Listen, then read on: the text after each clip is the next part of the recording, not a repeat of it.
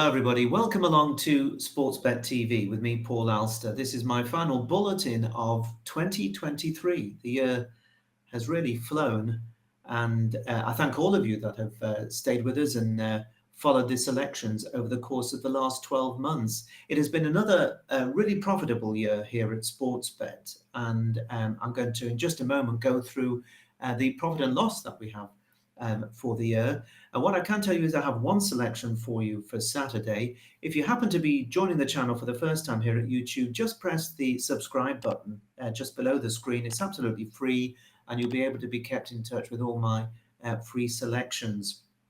And as I wanted to say that we've got 12 months behind us once again here at Sportsbet, and I'm really proud to say that in every season and in every year period, we have shown profits at Sportsbet, and indeed also at the Out in Front subscription service. And I'm really, really proud of that, because I don't tip short-priced horses. I tip, for the most part, horses that are each-way prices, some of them very big prices. And so, of course, you're taking on the bookie's opinion, because you're already supposedly advantage because you're tipping horses that, in theory, have less chance to win.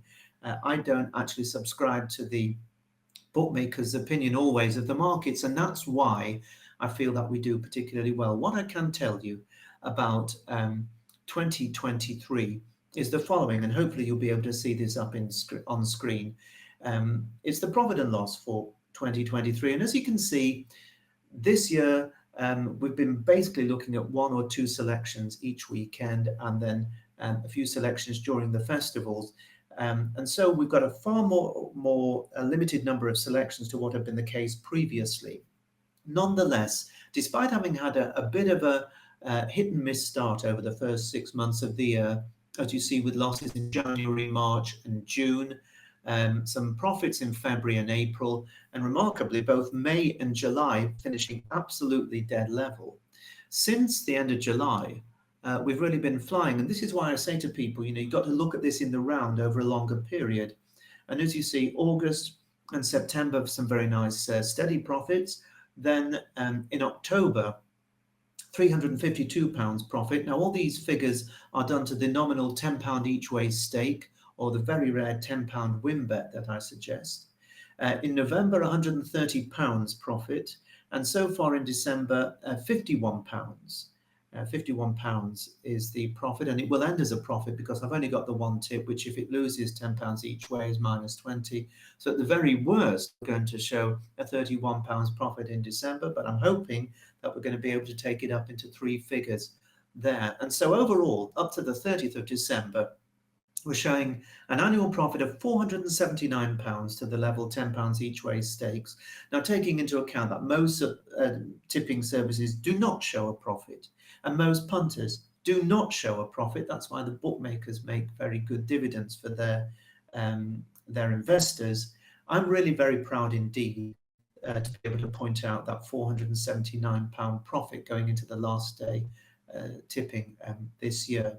Our best day of the year, well, undoubtedly, that was on October the 28th, where I gave two selections and they both won. One recommended at 16 to 1, and Aberama Gold recommended at 8 to 1.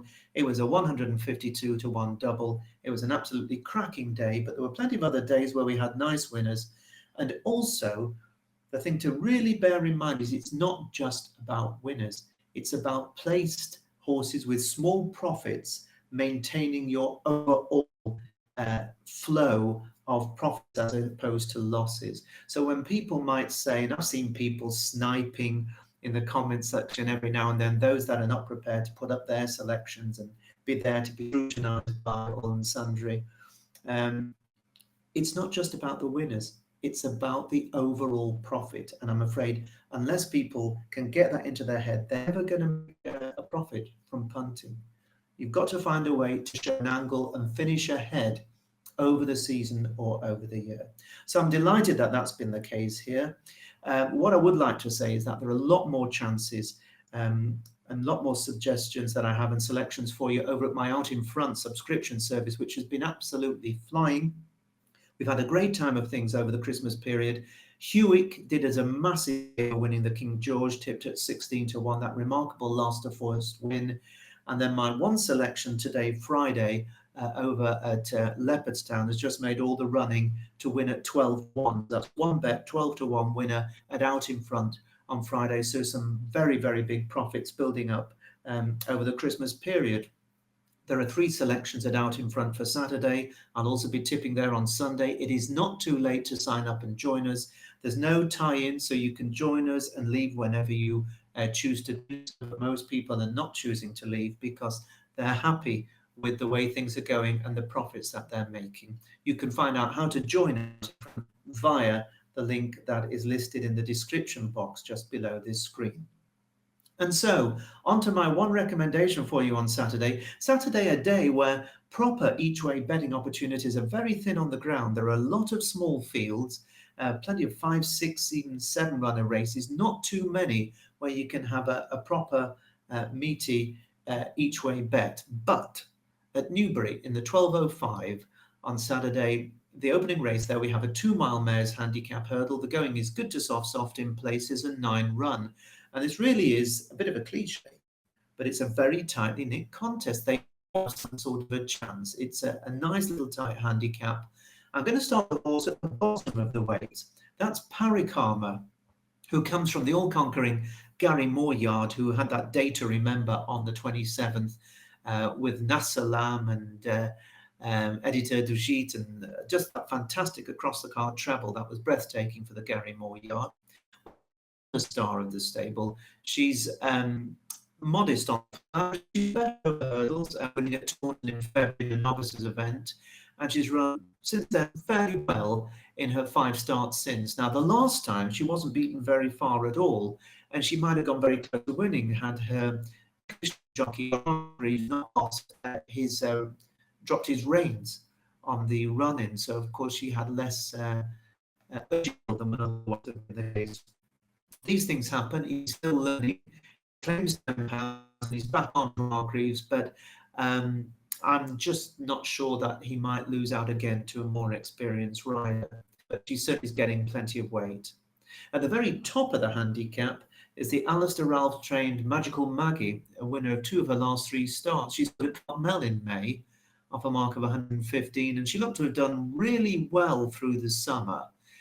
When she returned from a 6 months off to romp home by 14 lengths at Ludlow off a mark of 117. That was 3 weeks ago.